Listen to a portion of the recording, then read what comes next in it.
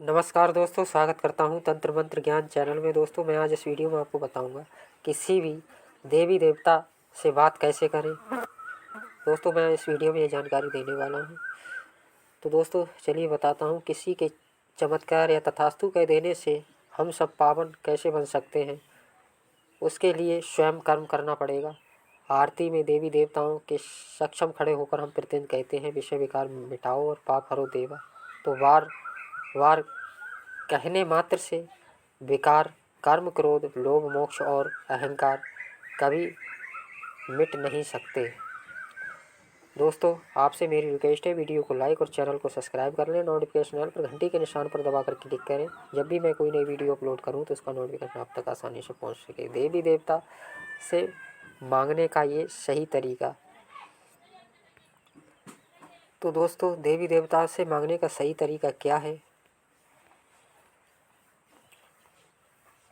आलोक सक्सेना के आधार पर हम बचपन से ही मंदिरों में जाकर सिर्फ मांगना सिखाया जाता है। यह गलत है।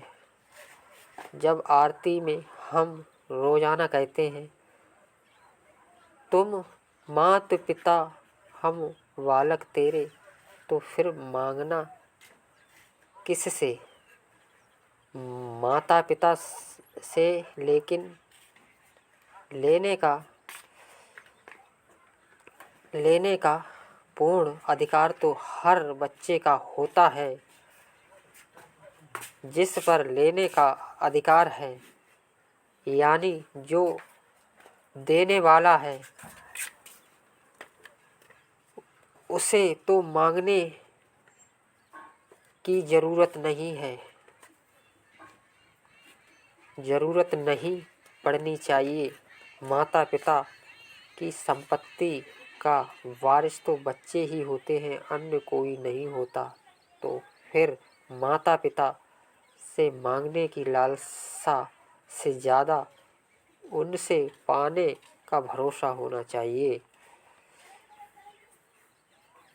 मांगने की अपनी इसी आदत के कारण हमसे हमारे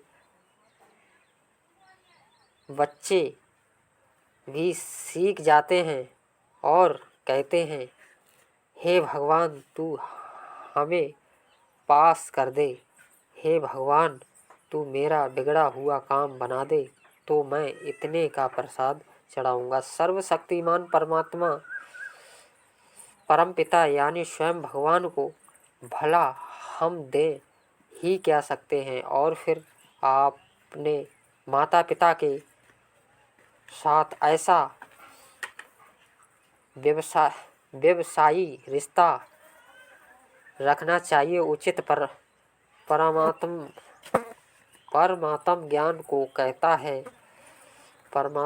तो कहता है कि यदि सर्वशक्तिमान परमात्मा के प्रति समर्पित होंगे तो हमें इतनी शक्ति स्वयं प्राप्त हो जाएगी कि तुम्हारी सारी मुश्किलें खुद ब खुद हल हो जाएंगी।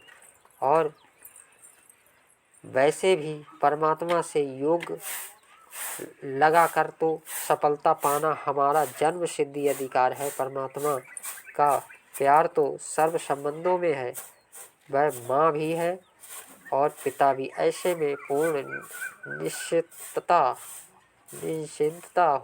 होनी चाहिए कि हमें जो कुछ चाहिए उसका इंतजाम तो